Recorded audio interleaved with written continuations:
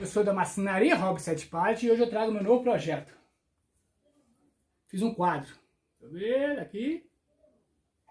Esse material aqui, ó, que eu utilizei, ia pro lixo.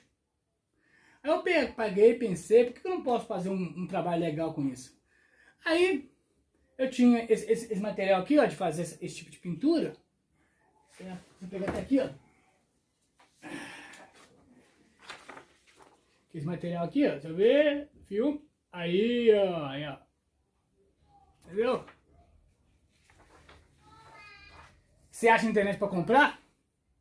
Aí eu pensei, por que eu não posso fazer um quadro legalzinho, pra aproveitar esse material aqui, vai pro lixo mesmo. Aí eu tinha essas ripinhas aqui, ó, que é sobra de madeira, eu aproveitei e fiz esse quadrinho aqui. Cara, eu não pensei que ia ficar tão bom assim. Cara, eu admirei, esse aqui vai ficar pra mim. Eu vou pôr lá na minha sala. Vou esperar secar, depois eu vou dar uma mão de verniz aqui nesse quadro aqui, ó. Pôr um ganchinho que pendurou lá na minha sala. Cara, se vocês gostaram do meu trabalho, não esqueça de dar aquele like maroto, assinar o canal. Um bom dia, uma boa tarde, uma boa noite. Fica com Deus.